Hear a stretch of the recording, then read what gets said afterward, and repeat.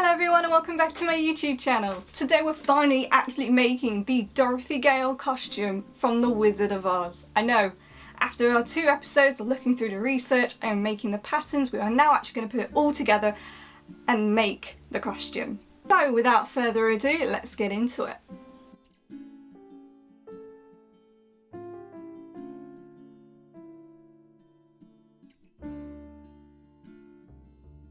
So I'm starting with the Pinafore, as I bought a metre of white cotton fabric for the blouse as it says on the back of the pattern, and since I adapted it and added a lining, I have nowhere near enough, so that will hopefully be arriving later in the week or in this video about 10 minutes.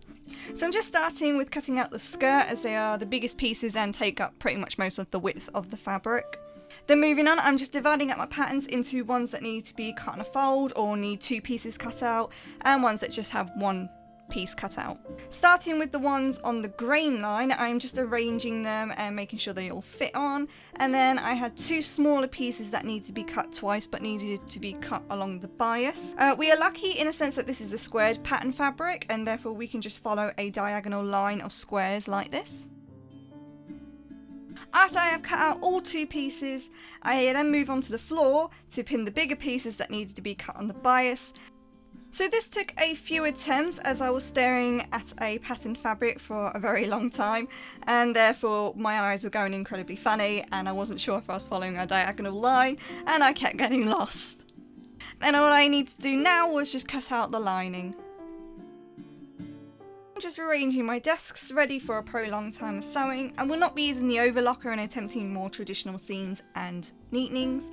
I also went and cleaned my desk to remove any kind of residue that might have been there, as I don't want to say get graphite all over my garment. And then I'm just setting up my ironing station. I have a proper ironing board, but I live in a tiny room and therefore have this table ironing board to help with space and storage. Now onto the sewing. So first I'm just going to start with the darts on the front bodice of the Pinafore. I first mark up my notches on the fabric using fabric chalk, and I did this both for the gingham and the lining. I then just sew the darts in and then press them out. Once this was done, I'm going to pin the back panels onto the front panels and stitch the side seams up. Now I'm just going to be pressing these seams out. For the upper band, I'm going to stitch the side seams, press these seams out, and then pin the band on top of the gingham bodice right sides together, and then stitch along this line as well. Once this was stitched and pressed out, I moved on to pinning the upper band to the lining and stitched this down. I then pressed this out and did an understitch on the lining to ensure this wasn't going to show at the front of the garment and would remain hidden. I then pressed and top stitched the upper band. Moving on to the skirt, I first had to insert our hidden pocket. So here I'm just pinning the pocket bags on and stitching them into the seam. We're doing this on the right side of the skirt like the original. I then pressed the seams and turned them through to make sure they would be on the inside of the garment. I then pinned the side seams and around the pocket and went ahead and stitched them together.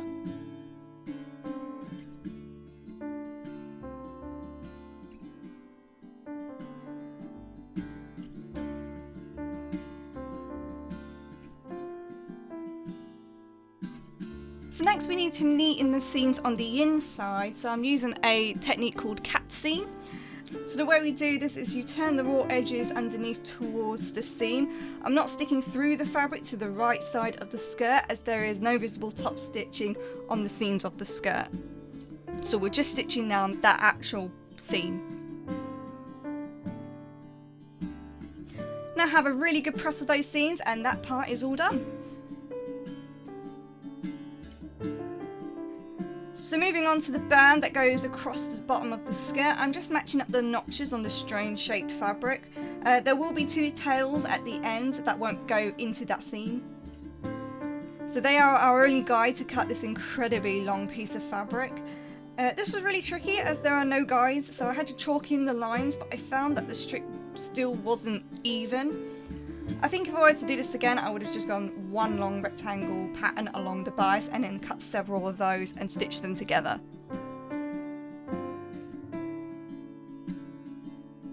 I then wanted to measure up the hem to ensure that A, I knew what the length of the fabric was and how much I was taking up, and B, to better position the bottom band.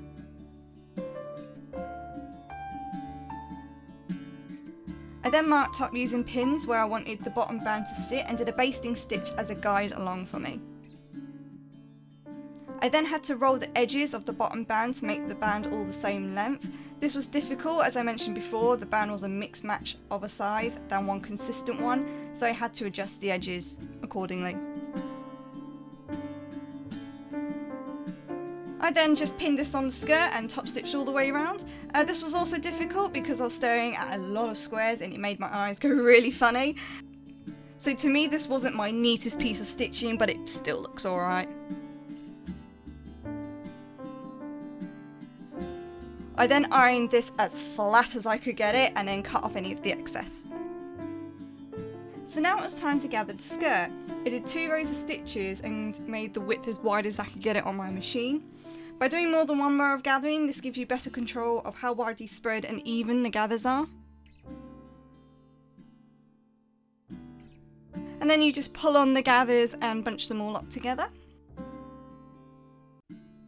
Now I'm just pinning the skirt onto the gingham part of the bodice, as I'm going to use the lining later to hide all the seams inside. This took a few goes to get the gathers even, but I pinned the centre and then also pinned the side seams together to help with distribution. I then just stitched the bodice and skirt together and then gave it a really good press. Now I'm just trying to work out how I want to attach the waistband and what the best solution would be to hide all the stitches inside. In the end I decided to top stitch the top of the waistband first, and then iron 1.5 centimeters of the lining edge and then pin this as close to the waistline stitch where the skirt meets the bodice, making sure that the skirt seam is hidden under the lining. And then I went away and stitched this, and my aim was to just not catch that waistband. Lastly, I pinned the waistband on over all the stitches to hide them and top stitched this on, and this seems to have done the trick. Now I'd like to think that the worst is over, however we now have to stick the hook and eyes on. So I'm just rolling 0.5 centimetre of the edges over and then stitching them down. And then I'm now marking up 2.5 centimetres and pressing this down so that I have a guide, and then pinning on the hook and eyes. Then I'm just doing a basting stitch to keep the hook and eyes in place, and then we'll test this on myself to make sure that they're in the right place and they're not pulling. So my hook and eyes were too long, so I cut off the excess. Now this wouldn't be an early 1900s garment without some hand sewing, so I hand sewed the other side of the hook and eyes down because this wouldn't have been possible to do on the machine without the needle hitting the hook or the eye. Now I just need to pin and top stitch the hook and eyes down.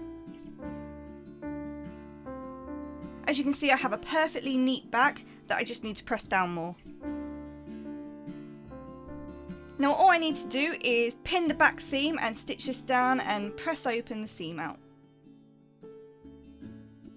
So now we move on to the hem. Now I've rolled 0.5 centimetres and then the hem was measured at 2.5 inches. I pinned this down and then stitched the hem evenly across and pressed it. Lastly on this garment we just need to do the straps, so I'm just folding the straps in half and then stitching a 1.5 centimetre seam allowance. I decided to leave a small opening in the middle of the strap as I wanted the points to be neat and crisp. Then I just trimmed around the edges and then pulled them the right way, poked the points out carefully as I don't want to add any holes in my garment right now. And then I just pressed the straps flat, and now I'm just doing a top stitch all the way around and then pressing the straps again. And then I just need to add 4 buttonholes, stitch on a button, and then I'm done. Well, almost done. I have to sit and cut off any loose threads that are left on the garment, but then I'm done.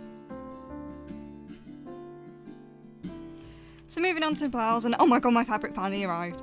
I have to say I was incredibly disappointed with the quality. It felt more like a linen than a cotton, but I decided to go with it anyway, and in the end I actually quite liked it. So simply at the moment I'm just cutting out my fabric.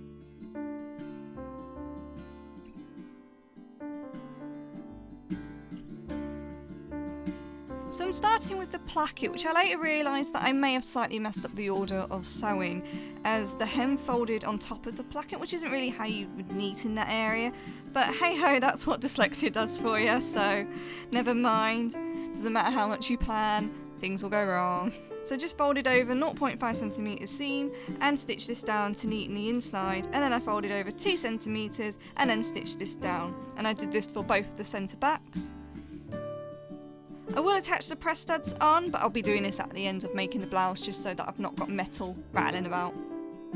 So now I'm just creating my gathering stitches for all the areas that need to be gathered, so that's around the sleeve head and the sleeve band where the cuff would fit, and then also the centre front neckline and the 2 centre back necklines.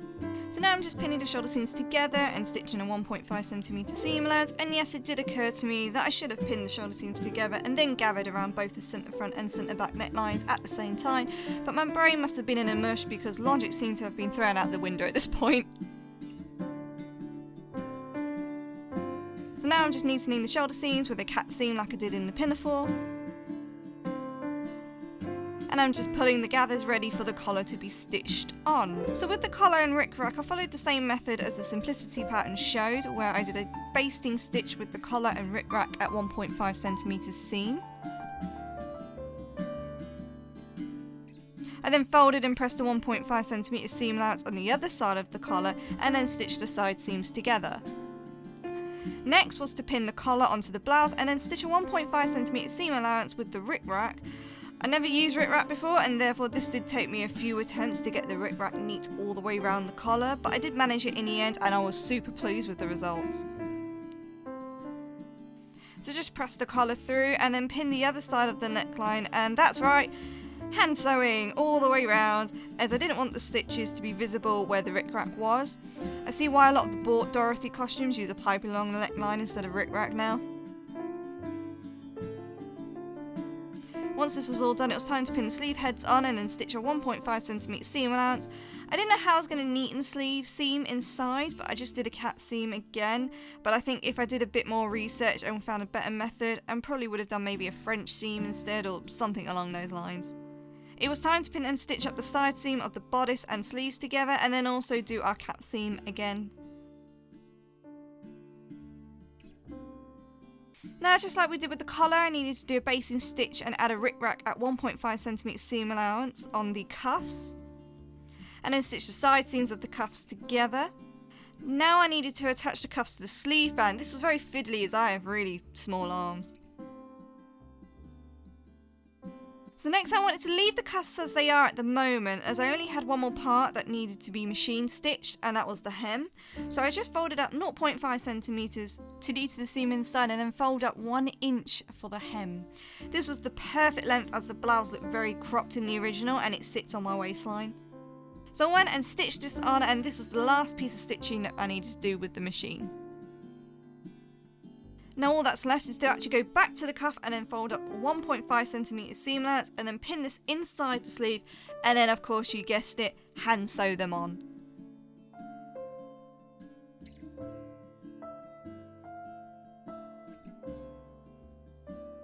Now we just need to spend a long and exhausting time hand sewing the press studs on, which I did off camera. And guess what? We are finally done. So I spent a little time getting ready, and here is the Dorothy Gale from the Wizard of Oz costume, as close to the original as possible.